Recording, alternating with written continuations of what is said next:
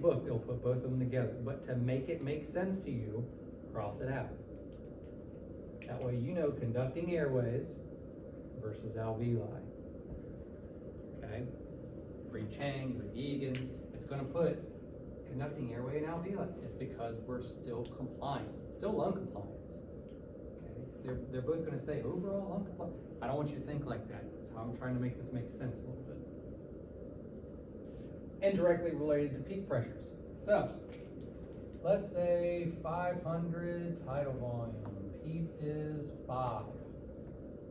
And PIP is 25. What do you got? I'll yell it out. Calculators.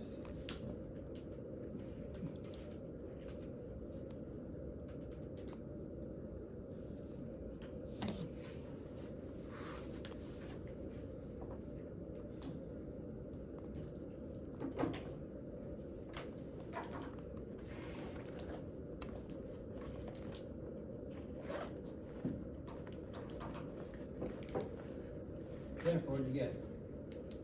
25. Everyone get 25? Okay. 25, what? Centimeter, ml centimeter water. mLs per centimeter of water pressure. That's your dynamic compliance. If our PIP is now 30, is that bad or good? PIP just went up to 30. Bad. Because it's taking more pressure to get through the conducting airways. I don't care what it is right now. Do your math.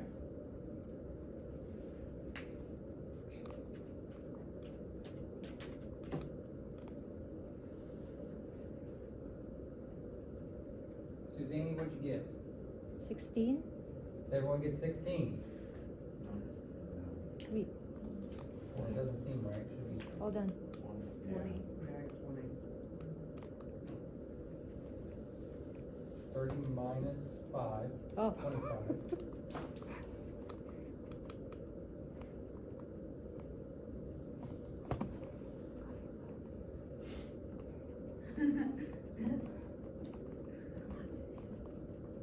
$20 Yeah! 20 what? ml per centimeter You're of water. gonna hear me say a lot of units from here on out. Alright, so as the pressure ramps up to get through whatever conducting airway resistance, right? Airway resistance. What happened to my compliance? My dynamic compliance dropped. Is that bad or good? See how they connect. Peak pressure is rising, dynamic compliance is decreasing.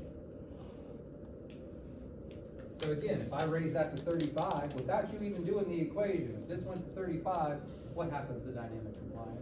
Down 5. You got it. What if we go from 30 to 15? What happens to compliance? It's gonna go up. So when you go in and you dump the water out of the circuitry and you watch your peak pressure go from 25 to 22, what did you just do to your dynamic compliance? You increased it. So those little itty bitty things that you can do quick, right? Dump the water, give a breathing treatment, suction your patient. That's all in your assessment, correct? Make sure that your flow is not at 90 when you're in the room. Bring it down to 40. Those couple things could make a high peak pressure go way down into the teens. We want that. We want our peak pressure to be under what? If you're in the 20s, you need to be doing something. And if you do all of that, okay, you do every single small procedure, suction, bronchodilate, water in the tube, all that, you do it all, and we're still staying, let's say you do them all, and now we're 29. Is it an airway resistance issue that's going on right now? This is the next step. Most likely, it's a compliance issue. Right now, which I told you yesterday, is peak pressures always higher than plateau pressures. So when you're documenting them in the hospital, your peak pressure should be, we'll say 30. And then when you hold that, what button? What's it called? Inspiratory hold. What's this one usually? Is it higher or lower than your peak pressure? Lower.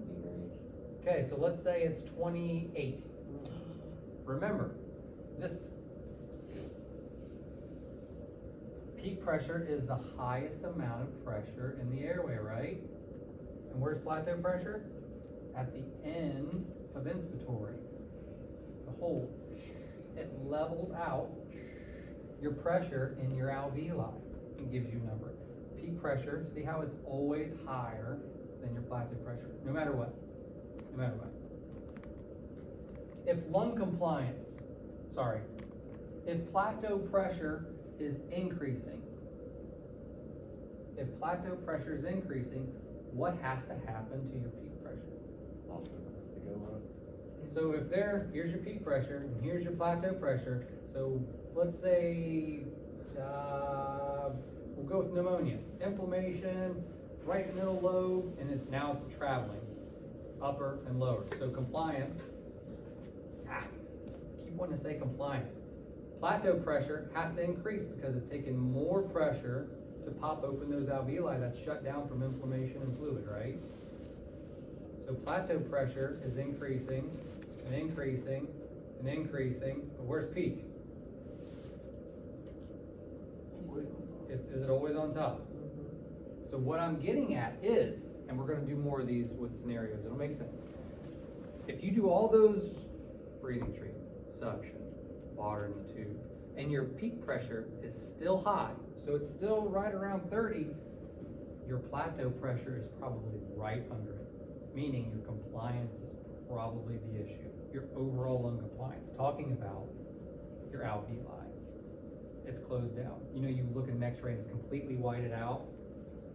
It's gonna take a lot more pressure to pop those alveoli open, right? So I'm using the same, I put 30 over there, right? If plateau pressure is 28 and you suction, you dump the water, what did it drop to? 29. See how I went from 30 to 29? Well, why can't it drop below that? Because your plateau pressure is right there. It's never gonna go below it. It can go right on top of it, and sometimes you'll see on the PBs, if you hit it, you'll get the same number. It'll be 30 and 30. Well, peak pressure might be 30.4 and plateau might be 30.1. It just doesn't do the decimals on the ventilator. But you will, when you do the math, you will get some that have decimals on it. Okay, keep going. I'm kind of skipping through. Next slide. I'm gonna go to, go back, sorry. Let me make sure I covered everything. You have to be static compliance at all. Right, well, I've been kind of building into it because it's the next slide. I just want to make sure I covered all this. We did. So the only thing difference is static compliance is absence of flow. Because is there flow in the alveoli? No. Okay, airway resistance because we are, absence because we're not. Okay, next slide, Vanna. Static compliance.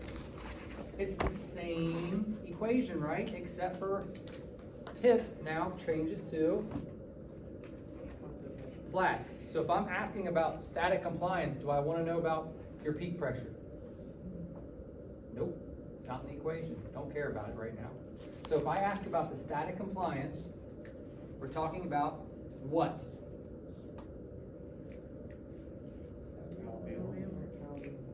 How much pressure it's taking to open your alveoli. Total lung compliance. Total lung compliance. So whenever it says, oh, your compliance is low, really we're saying your static compliance is low.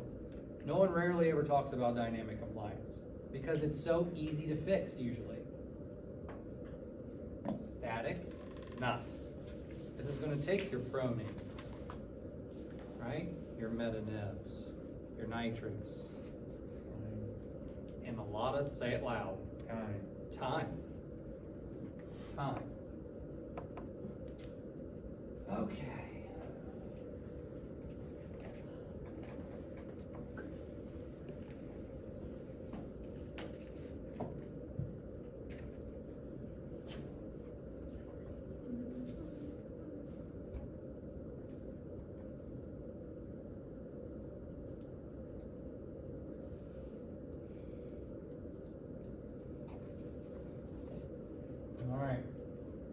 figure out that static for me. That's correct, it's tidal volume. Yes, I'm gonna talk about that next.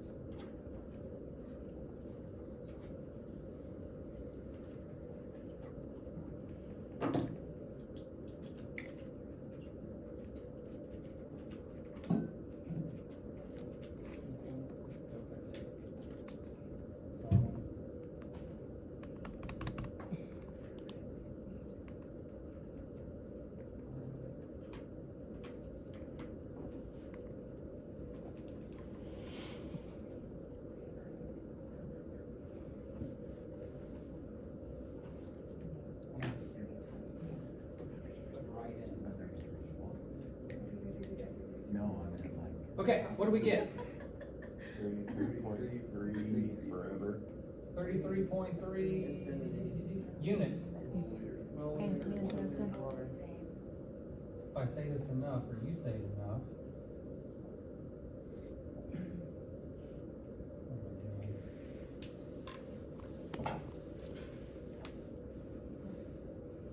Okay, peak pressure is always higher than plateau, right? But when you do the equations, which number is always going to be higher now? Static. Static compliance is always going to be higher than dynamic. That's because peak pressure is higher than plateau pressure. So when you're doing these equations, we're looking at, tidal volume divided by plat minus P.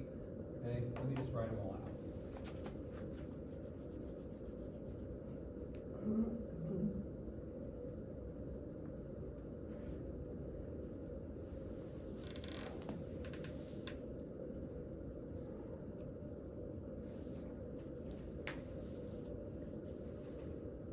we can kind of see both of them together. Why would my static be higher than my dynamic?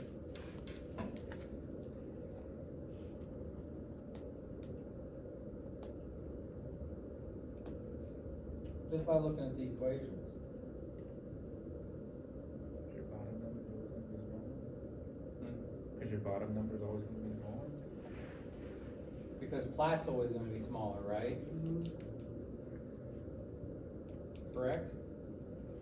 So no matter what, rule of thumb, peak's always higher than plat, static is always higher than dynamic. If my static compliance, let's say you get it in the morning and then night shift, you usually get it once a shift, night shift didn't do it, and you got it the next morning and now it's 30. What happened? My plateau pressure, because we're talking about static compliance, right? Plateau pressure just increased by 10 centimeters of water.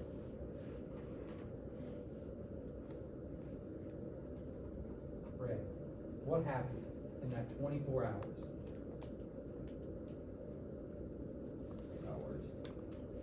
Elaborate. The lung compliance and static compliance got worse, and the longest got stiffer, and the ability to gas exchange got worse.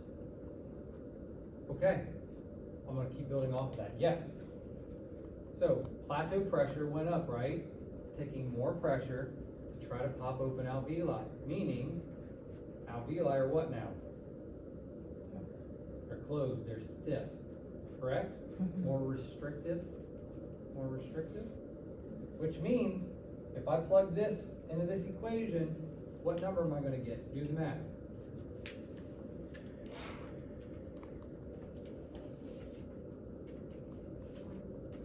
$20. 20. So 500 divided by 25 should be, is this the first one? So now we have 20. What happened? Static compliance, that's what we're talking about, did what? That's a pretty big drop. Decreased. Static compliance decreased. So overall lung compliance decreased, right? But what do you know? If my plat went to 30 and my PIP was 25, is this gonna stay 25? What's gonna happen? It's gotta be higher than 30. So obviously you're not on a ventilator to see this, but you will when we go over the lab. Let's say it moves to 32. Do the math.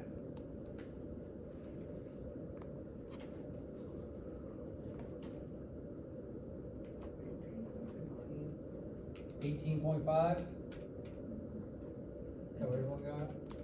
Or just 18? What's my units? So what happened to my dynamic compliance? It also dropped. No matter what. Okay? No matter what. There's no room. I need a whole wall. No matter what, if plateau pressure increases, PIP is going to move with it. If static compliance increases, what happens to dynamic?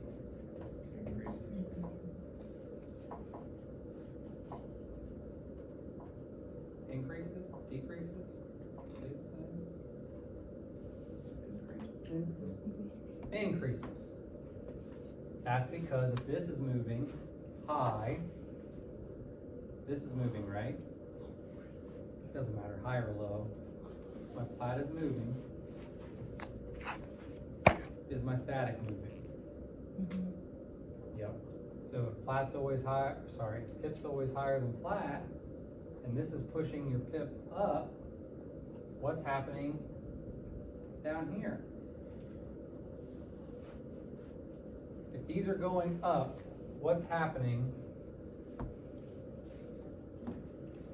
to static and dynamic?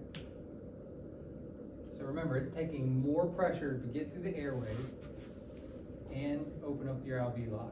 Is that good or bad? Bad. So my compliance has to be, yes. So these both have to be decreasing.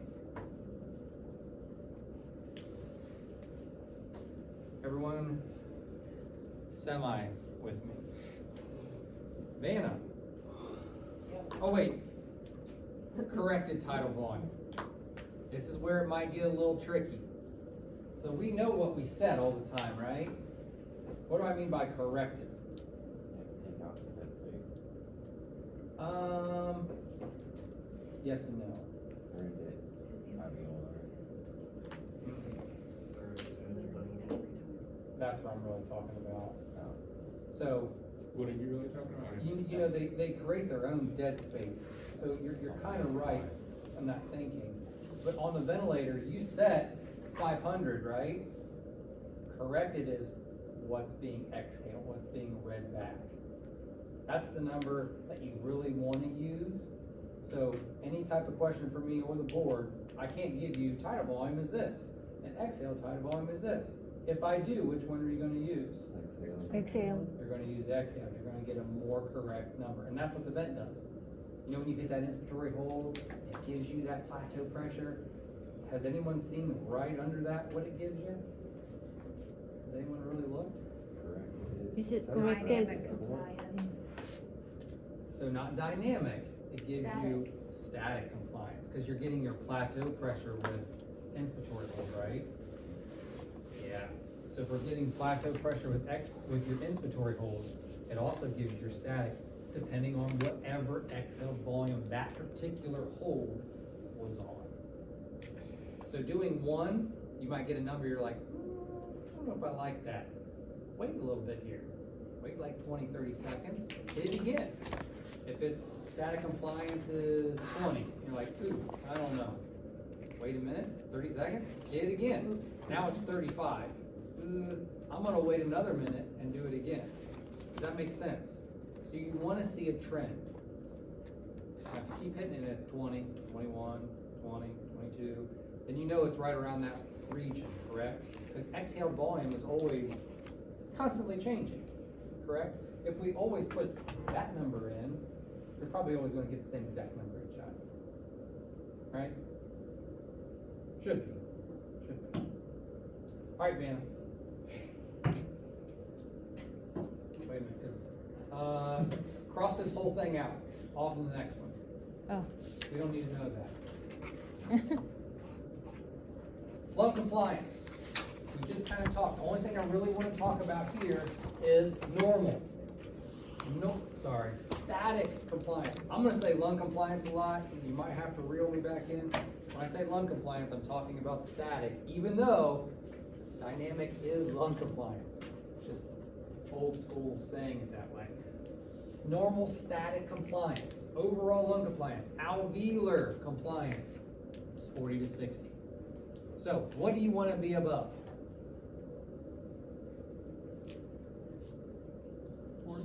40, that's the low end, right?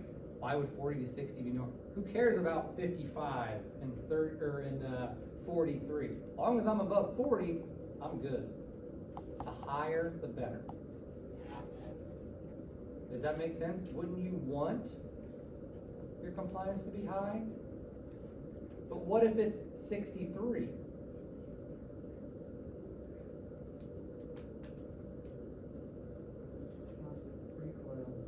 Now you're in the increased compliance category. You just lost elastic recoil. That's the only time I care if it's really, really high.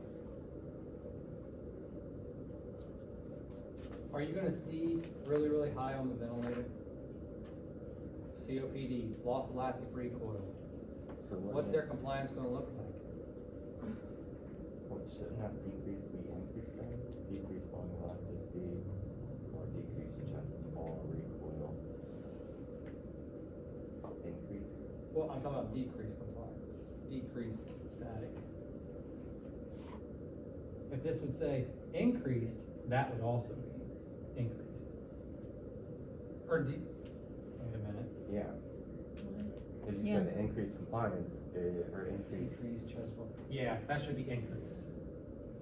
Okay. Actually, just cross this whole word out. I don't want this whole thing in here. I just wanted to say decreased chest wall recoil. That's all I wanted to say. What do you want it to say? Decrease, or, erase this. Scratch it out. The whole thing? No, just this part right here. Just say decreased chest wall or recoil. Okay. Yep, decrease. Yeah, get it, Tracy. The vice versa, get rid of that It too. needs to And be it's not red. red. It's not red. Oh. It's purple. And then She's write the expanding. word restrictive right there. That's what I wanted to say. Oh. Oh, yeah. Looks pretty good. Tracy's back. Oh, there That's we very go. good, I like it. Ask her to draw a picture. Okay, Some pretty longs. I also want you to put static. I want you to put the word static in here. Decrease static lung compliance. Decrease static lung compliance. Again, that's me just writing, well, you don't have to do it. Oh, well, you. I wanted them to do it. That looks good. What are some conditions that's going to decrease our static lung compliance? Pneumonia. Pneumonia, ARDS. ARDS, CHF. CHF. Anything restrictive, right? Anything that's affecting what? Alveoli. Alveoli. But if we affect the alveoli, can airways also be Okay. affected? Yes. Yeah, because if it takes more pressure to open alveoli, is it going to take more pressure to get through your airway? Right? The pressure is always going to be higher. Okay, next one. Sorry, I know. Actually, is this charged? I can probably do it myself.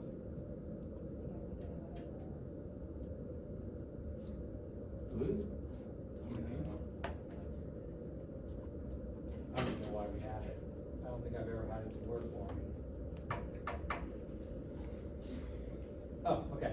Dynamic compliance. Normal is what? Now I better read this to make sure I got this right. Does measure airflow reflected resistance?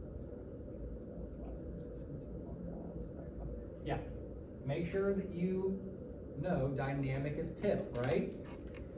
Peak inspiratory pressure. Dynamic, is this with flow or without? With. With flow. So airway resistance, raw. Connect dynamic compliance with raw. Not roar, raw. Normal dynamic compliance is what? 30 to 40. 30 to 40. So in your minds, okay, peak and flat have to be greater than what? Dynamic has to be greater than what? 30. The only one that's different is static. For some reason, right? Has to be 40. Why is that? Why would static have to be 40? Your peak pressure is higher. Because peak pressure is higher than plateau, which means static has to be higher than dynamic. So you have to remember the 30 all the way throughout except for static, which is 40. Does this make sense? It all comes back to the math, really.